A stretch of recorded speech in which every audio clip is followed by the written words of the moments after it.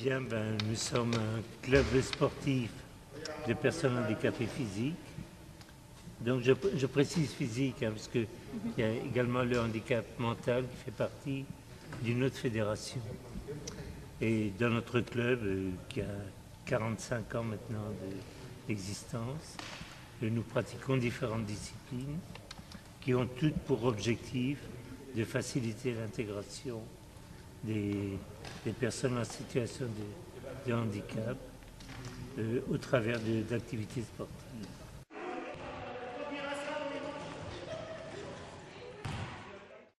Et je pense que le sport peut contribuer à améliorer l'image de soi.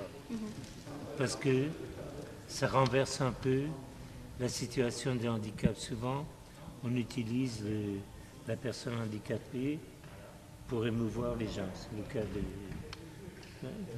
du Téléthon, de beaucoup d'actions. Nous, on n'est pas là pour jouer du violon.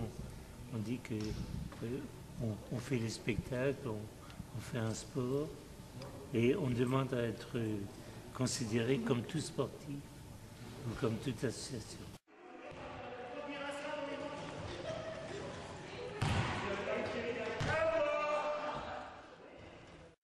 Ça s'oublie. Je crois que moi, pour pouvoir vivre le groupe de basketteurs là, que vous venez de filmer, mais c'est le même comportement pour les nageurs, pour les haltérophiles du club.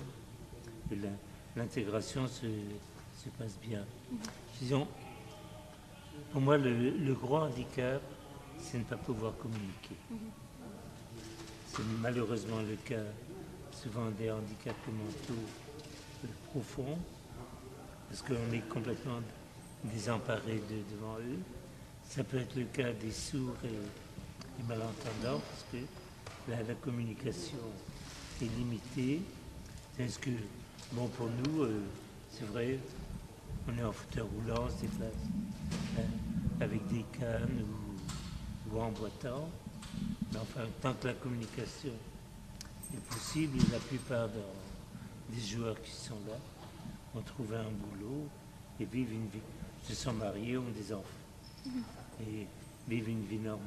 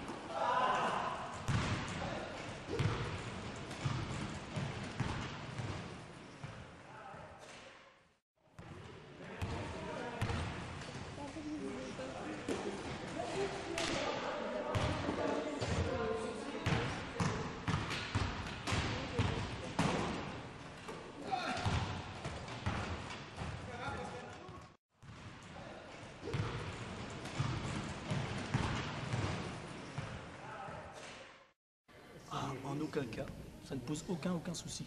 Vous n'avez pas du mal Non, il y a un problème de jambes, donc les roues compensent les jambes et puis le problème est réglé.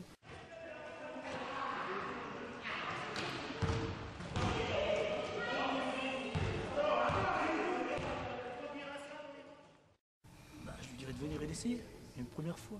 Après, elle n'est pas obligée de faire un sport de compétition. Elle peut pratiquer ça en loisir, tranquillement.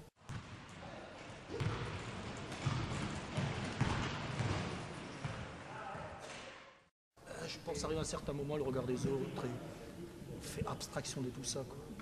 Une fois qu'on est en fauteuil, de toute façon, le regard des autres. C'est peut-être les premières années en fauteuil, mais après, je pense que voilà, Quand vous êtes on sur le passe outre. terrain, vous êtes tous Ah oui, de toute façon, on ensemble, est vous tous en amusez, fauteuil, donc voilà.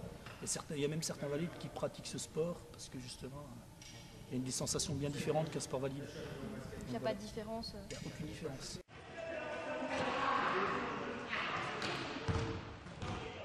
Un gros moyen de décompresser en fin de journée, après le boulot, après 8 heures de boulot, je pense que 2 heures de sport, c'est agréable. C'est indispensable pour vous? C'est devenu, je ne vais pas dire une drogue, mais ça n'en est pas loin, quoi. Il faut un moment ou un autre. Là, c'est la fin de saison, donc on va avoir 3 mois où il ne va rien se passer. Il y a quand même un petit manque quelque part derrière. On a hâte de se retrouver tous en septembre et de refaire ce sport.